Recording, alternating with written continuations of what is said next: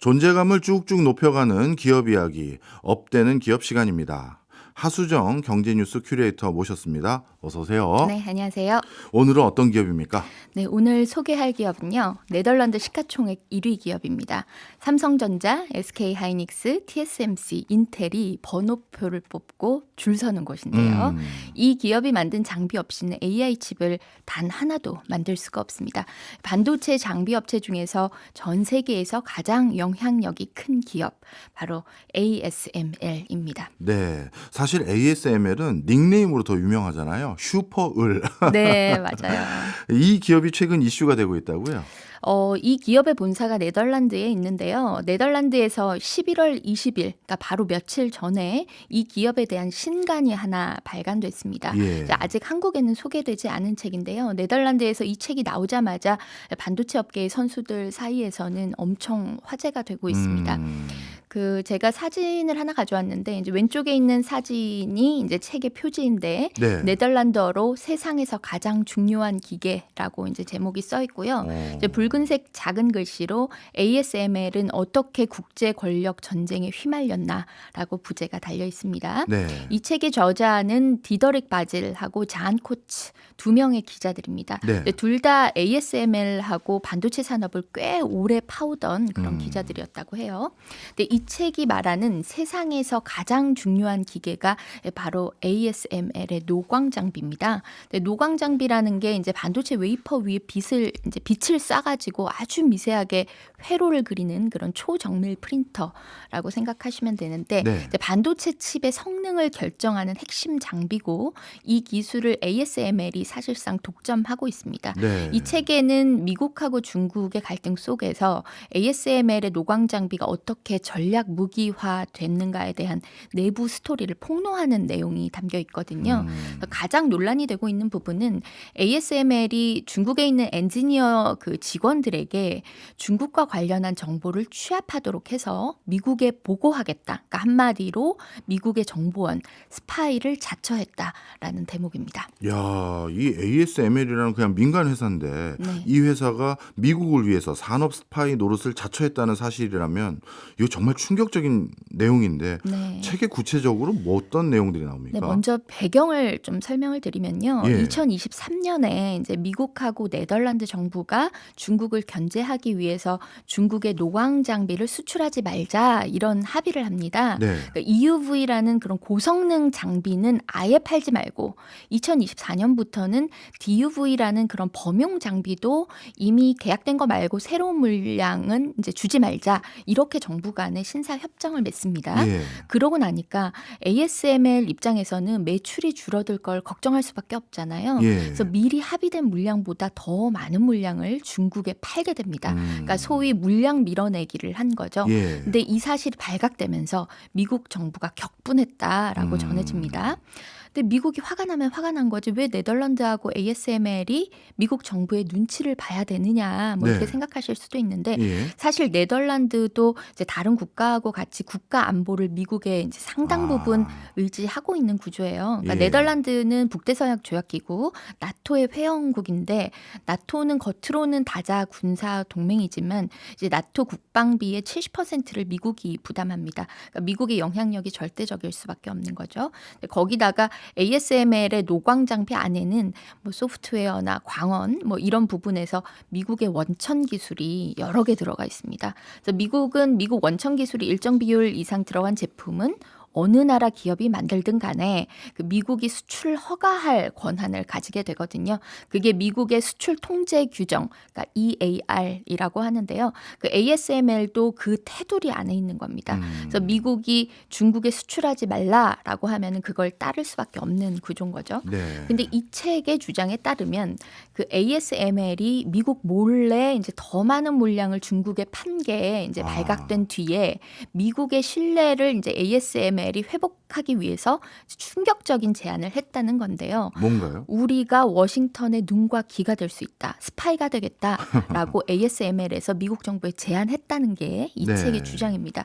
그래서 중국의 장비를 계속 팔 수 있게만 허용해 주면 그 대가로 현지 엔지니어들을 활용해서 중국 공장 내부에서 일어나는 정보를 미국에 제공하겠다라는 내용입니다. 근데 사실 그동안 중국이 산업 스파이를 해온 거에 대해서 미국이 나서서 비난을 해왔잖아요. 네. 근데 이제 정황상 미국이 ASML의 제안을 사실상 받아들였다면 이제 미국 정부도 국제적인 비판을 피할 수가 없는 거죠. 정리해보면 ASML의 그 노광 장치를 만들기 위해선 원천 기술 몇 개가 미국께 필요하고 소프트웨어도 미국께 필요한데 그러다 보니까 미국의 협조도 어느 때보다도 중요한 상황에서 본인들이 물건 떠넘기기, 밀어내기가 걸리다 보니 다시 미국의 산업 스파이 노릇을 역으로 제안했던 거군요. 네, 맞습니다. 그러면 ASML 회사에서는 이런 주장에 대해서 이게 책으로 지금 두 기자들이 어떻게 보면 폭로성 책을 발간한 거잖아요. 네. 여기에 대해서 ASML은 뭐라고 반응하고 있나요? ASML은 뭐 즉각 부인하는 공식 입장을 내놨어요. 예. 이 책 주장은 정확하지 않다. ASML이 그런 제안을 한 적이 없다라는 게 회사의 이제 공식 입장이긴 합니다. 근데 반도체 업계에서는 이번 그 스파이설 이전에도 ASML의 장비가 이제 미국 정부의 전략 무기다라는 인식이 이미 많기는 했습니다. 네. 이제 대표적인 사례가 소위 킬 스위치 논란입니다. 그게 뭐냐면 원격으로 장비와 공장을 멈추게 만드는 버튼이 킬 스위치거든요. 근데 몇 년 전부터 해외 언론에 이제 ASML의 그 노광 장비에 킬 스위치가 있다는 보도가 여러 번 등장했는데요. 이제 만약에 중국이 대만을 침공해서 TSMC 공장의 최첨단 반도체 제조 능력을 손에 넣으려는 시도를 한다면 이 킬 스위치를 누를 수 있다라는 겁니다. 그러니까 ASML하고 TSMC가 원격 킬 스위치에 접근을 할 수가 있고 미국과 네덜란드 정부는 그 설비를 무력화하도록 지시할 수 있는 권한이 있다는 이야기가 이제 공공연하게 업계에 퍼졌습니다. 예. 이거 역시 공식적으로 확인되지는 않았지만 그러니까 반도체 장비가 단순한 산업 설비가 아니라 이제 국가 안보와 직결되는 전략 무기 수준으로 취급되고 있다라는 걸 반영하는 대목입니다. 그리고 그 중심에 ASML이 있다는 점이 이번 책을 통해서 이제 스파이 논란하고 맞물려 가지고 더 큰 파장을 일으키고 있는 겁니다. 네, 참 놀랍네요. 한 기술이 한 회사가 가지고 있는 기술이라고 해야겠죠. 네. 그 기술이 이렇게 전 세계 패권 경쟁의 중심에 놓여져 있다라는 것도 놀랍고, 야 정말 ASML이라는 회사를 가지고 있는 네덜란드도 부럽기도 하고 한데 네. 도대체 그러면 ASML은 이렇게 어마무시한 독점 기업 어떻게 된 겁니까? 그 ASML은 초기에는 천덕꾸러기 신세였어요. 그러니까 1984년 필립스에서 이제 노광 사업을 비핵심 자산으로 분류를 해버립니다. 예. 그리고 분사시키는데요.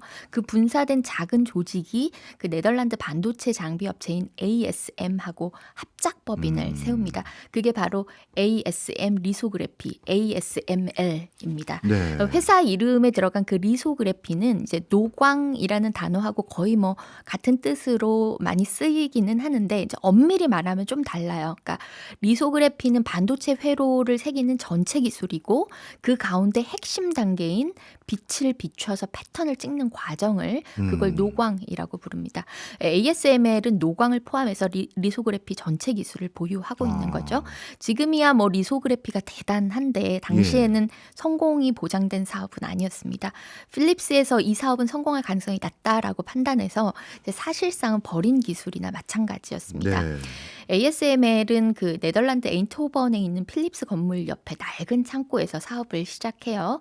그래서 초기 엔지니어들이 회고한 거를 보면 비만 오면 창고 지붕에서 물이 떨어져서 기계를 비닐로 감싸놓고 시험했다라고 합니다. 예. 1980년대 중반에 ASML의 장비는 성능이 형편이 없어서 이제 세계 시장 점유율이 1%도 안 됐습니다. 네. 네, 당시 노광 기술의 절대 강자는 일본. 네, 니콘하고 캐논이 이제 세계 시장의 70%, 80%를 잠식하고 있던 때였습니다.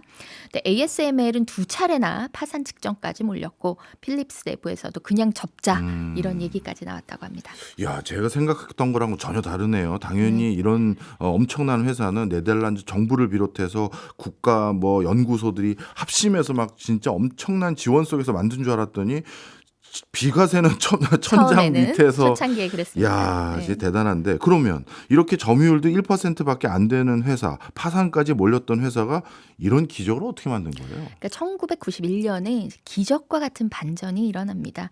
PAS 5500이라는 노광 장비를 개발하는 데 성공하는데요. 예. 그러니까 그 수율 안정성하고 미세한 패턴 정렬 기능이 일본 장비보다 더 잘 뽑힌 거예요. 첫 성공작이 나온 거죠. 그때부터 반도체 소부장을 키우려는 유럽 연합 작전이 본격화됩니다. 아, 그래서 세계 최고의 광학 기술을 가진 독일의 칼 자이스가 ASML하고 협업을 하기 시작했고요. 예. 네덜란드 정부도 대규모 지원을 합니다. 그리고 벨기에 연구소, 뭐 필립스 연구소 출신 엔지니어들도 이제 합류를 하고 미국까지 연합군이 만들어집니다. 여기에 2012년에 인텔 그리고 TSMC, 삼성전자가 각각 조 단위로 ASML에 투자를 합니다. 그래서 그 돈으로 ASML은 리소그래피 공정을 계속 개발해 나갈 수 있었습니다. 예. 거의 망할 뻔한 기업을 그러니까 세계 최강의 반도체 장비 업체로 만들 수 있던 거는 그 엔지니어들의 집착과 의지가 있었기 때문인데요. 그 중에서도 특히 정밀기계 공학자인 마틴 반덴 브링크라는 사람이 핵심적인 역할을 합니다. 이 사람이 R&D 총괄을 했고 기술팀이 이제 방향성을 잃지 않게 오랜 기간 이끌어온 인물입니다. 그리고 ASML을 한 단계 도약시킨 또 한 사람의 인물이 있는데 이제 피터 베닝크를 꼽습니다. 이 사람은 이제 재무 전략 투자 담당이었고 2012년에 삼성을 비롯한 글로벌 기업들로부터 대규모 자금을 유치해 옵니다. 네. 지금의 그 ASML을 있게 한 결정적인 두 사람이 2022년에 이재용 삼성전자 회장하고 같이 사진을 찍었더라고요. 예, 유튜브로 보시는 분들은 그 사진을 볼 수 있는데 진짜 이재용 회장 옆에 양쪽에 저 두 분인 거죠? 네, 사진 왼쪽에 이제 피터 베닝크 당시 CEO고 이제 지금은 물러났습니다. 네. 그리고 가장 오른쪽이 마틴 반덴 브링크 최고 기술 책임자 CTO입니다. 그 이재용 회장이 당시에 이제 8호번 ASML 본사에 가서 이제 노광 장비를 차질 없이 수급해달라 뭐 이런 얘기를 한 것으로 전해집니다. 그러니까 압도적인 기술력을 가진 지금의 ASML은 이제 어느 한 사람, 어느 한 국가가 만든 건 아니고 끈질기게 이제 연구개발에 매달린 엔지니어 집단 그리고 이제 전략적으로 지원에 나선 유럽과 서방 국가들 또 과감한 투자를 결정한 글로벌 반도체 업체들이 함께 일궈낸 결과다라고 할 수 있겠습니다. 네. 말씀 듣고 보니까 연구개발에 매달렸던 세계 최고의 기술자들의 기술들이 집약된 장비가 ASML이다 이런 네. 생각이 드는데 그 뒤로는 어떤 형태로 발전하고 있나요? 잘 아시겠지만 이제 반도체 칩 안에는 전기를 켜고 끄는 그 트랜지스터라는 아주 작은 그런 스위치들이 뭐 수십억, 수천억 개 이제 들어 있는데 이걸 회로 형태로 연결해 가지고 실리콘 위에 정교하게 이제 새겨 넣는 과정이 바로 이제 리소그래피 공정입니다.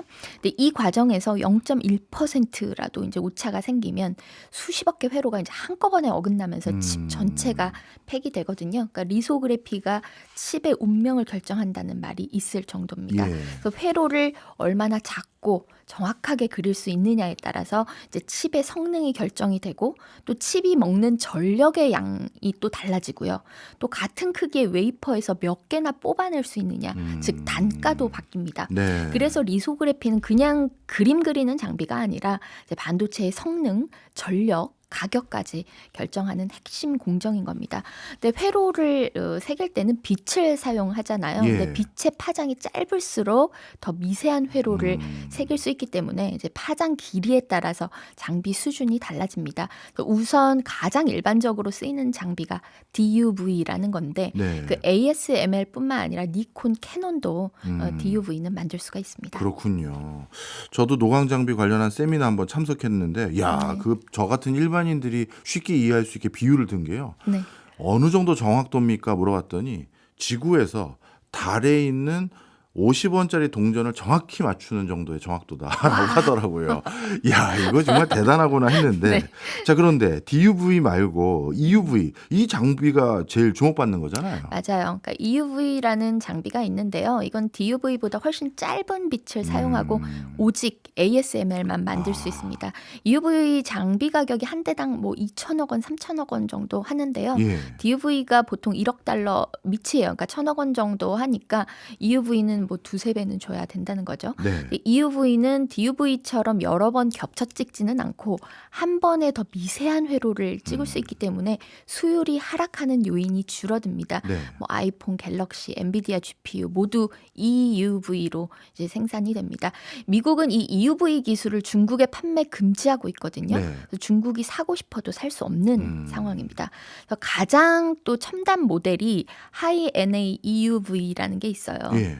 우리가 이제 반도체에 워낙 관심들이 많다 보니까 예. 이런 기술까지 다 이제 익혀야 되는 상황이 되는데, 근데 그 하이 NA EUV 같은 경우는 그냥 EUV보다 더 많은 빛을 모으고 더 정밀하게 초점을 맞추는 기술인데요.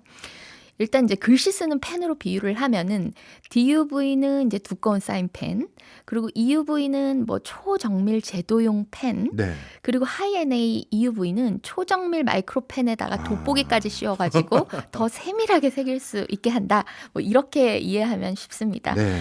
가격은 이게 한 대에 무려 5천억 원으로 알려져 있어요. 그래서 예. 현재 그 반도체 장비 중에 가장 비싼 장비입니다. 한 해에 생산할 수 있는 물량도 뭐 10대도 안 된다고 합니다. 이거를 가장 먼저 도입한 기업이 인텔이고요. 이제 뒤어서 이제 TSMC하고 SK 하이닉스, 삼성전자도 도입하기 시작했습니다.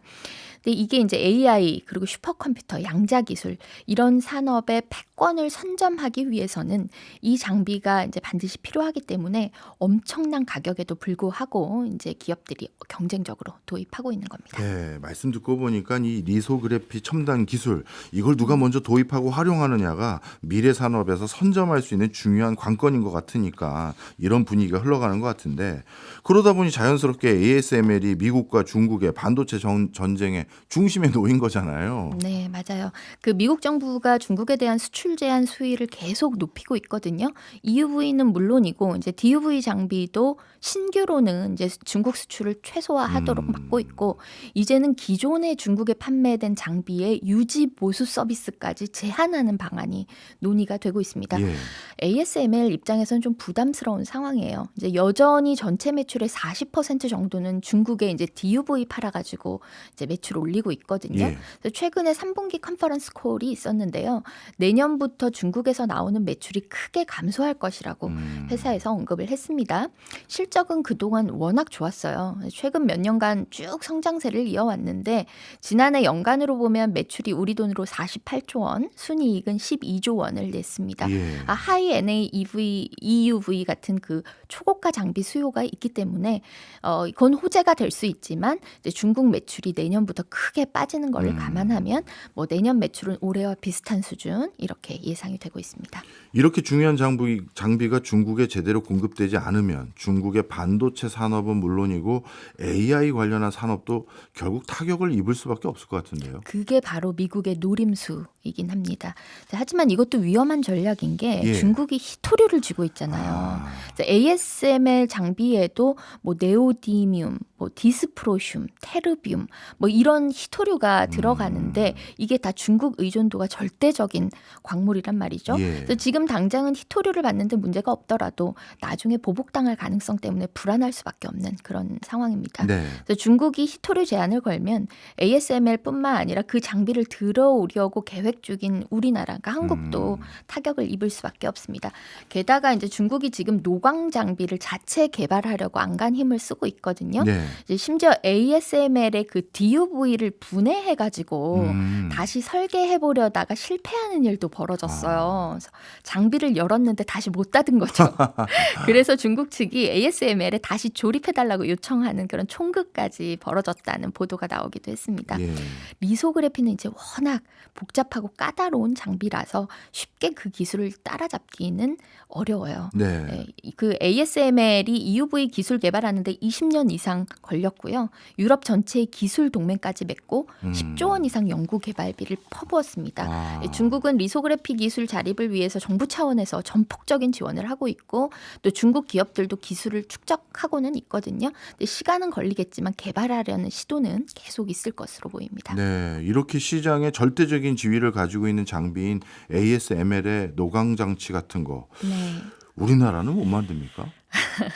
사실 이제 한국은 중국보다 좀 가능성이 더 희박해요. 뭐 예. 한때는 정부가 뭐 한국판 ASMR 만들자, 반도체 소부장 키우자, 뭐 이런 구상을 외치기도 했는데 좀 가능성이 낮다는 게 전문가들 의견입니다. 그러니까 ASMR 수준의 기술을 구현하려면 20년 아니면 30년 잡아도 장담하기 어려울 거라는 게 이제 전문가들 의견이고, 예. 반도체 엔지니어들한테 물어보니까 외계인을 데려와가지고 고문하지 않는 이상 우리가 이 기술을 개발하는 거는 불가능하다. 뭐 이런 농담까지 있을 정도라고 합니다. 예. 이제 그만큼 ASMR의 독점이 이제 상당 기간 지속될 가능성은 크다는 거죠. 네. 이제 이런 상황에서 그 ASMR의 기술을 따라잡겠다라는 좀 현실성 낮은 목표보다는 ASMR하고 어떤 관계를 구축하느냐를 고민하는 게 훨씬 실리적이라는 게 그게 이제 전문가들의 의견이고요. 얼마 전에 그 ASMR이 경기도 화성에 신사옥을 지었고 삼성하고 같이 R&D 센터 같이 짓는 방안도 추진 중이거든요. 예. 그래서 ASMR이 중국 대신 한국과의 관계를 좀 전략적으로 강화하려는 움직임으로 이제 보이는데, 그때 이제 ASMR하고 기술 협력, 특히 하이-NA EUV 같은 그런 차세대 장비에 대한 접근권을 확대하는 그런 절호의 기회로 활용할 수 있다는 거죠. 그래서 ASMR의 그 중국 수출이 막히는 거는 사실 남의 얘기는 아니거든요. 삼성전자, 뭐 SK 하이닉스의 중국 공정이나 또 중국 고객사 수요에도 바로 영향을 줄 수 있는 문제입니다. 내년에 미국과 중국의 그 반도체 패권 경쟁이 어떤 양상으로 흐를지, 그 ASMR에 대한 수출 정책은 어떻게 변할지 잘 살펴볼 필요가 있겠습니다. 네. 우리에게 다 알려진 ASMR, 숨겨진 산업 발달사. 오늘 재밌게 배웠습니다. 지금까지 하수정 경제뉴스 큐레이터였습니다. 고맙습니다. 고맙습니다.